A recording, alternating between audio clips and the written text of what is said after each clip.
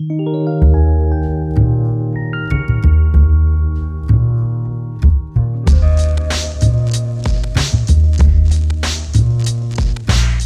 gente entender, né, o processo migratório é entender aspectos que são aspectos humanos, né? Porque afinal de contas é algo que ocorre com todas as pessoas, mesmo as pessoas que se deslocam do interior para a capital, né? Ou mesmo de um bairro para outro, ela vai estar entrando em contato, né, com uma ecologia diferente, né, uma organização diferente, modos de ser diferentes, né? Então, entender o impacto que isso tem, as implicações psicológicas disso e o processo que isso, né, acarreta, é fundamental no sentido da gente entender algo que faz parte da gente, né?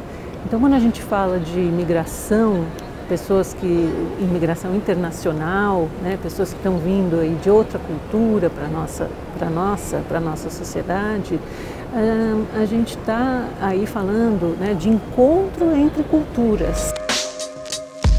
O Atlas do Observatório das Migrações em São Paulo, Migrações Internacionais, é o projeto FAPESP e que completa 10 anos esse ano. Então, nós conseguimos compilar informações da Polícia Federal para atualizar as informações a partir de 2010, data do último censo demográfico, e que, portanto, traz novas questões para que a gente possa pensar as migrações do século XXI. Uma primeira questão que é importante é a composição étnico-racial, né? Nós sempre pautamos no ideal do imigrante, particularmente aquele vindo do século XIX para o XX, que é o imigrante branco e europeu.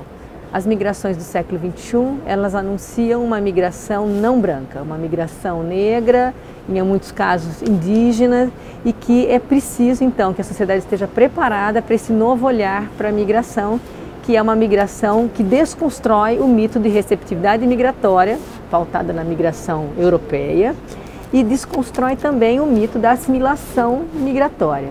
É preciso entender que hoje o Brasil é um país de trânsito migratório. O projeto migratório final não necessariamente é o Brasil. A posição do Brasil no cenário internacional e sua geopolítica é que define essas novas configurações metropolitanas e interioranas das migrações internacionais.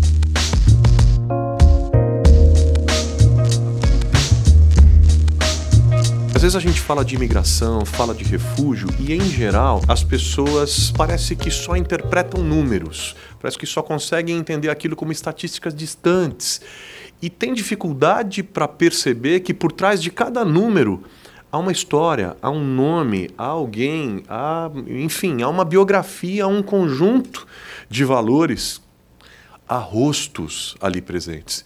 E eu penso que o belíssimo trabalho que vocês fazem no sentido de humanizarem uma temática tão candente no nosso tempo e tão necessária é importantíssimo.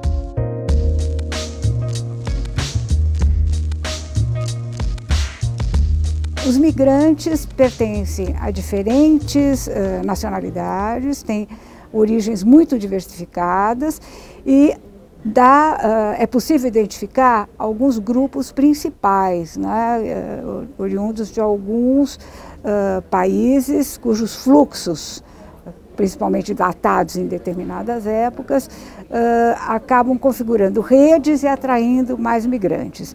Então, o fluxo dos bolivianos é um fluxo bastante antigo, se dedicaram à confecção tradicionalmente e ainda são o grupo predominante numericamente, né? Logo após os bolivianos, a gente tem os haitianos, que também foram um fluxo muito expressivo, tá?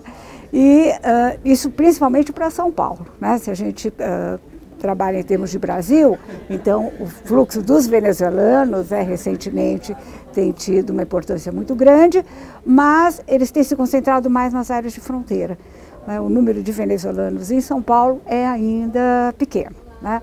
Mas também já, né, se anuncia como um fluxo que tende a crescer.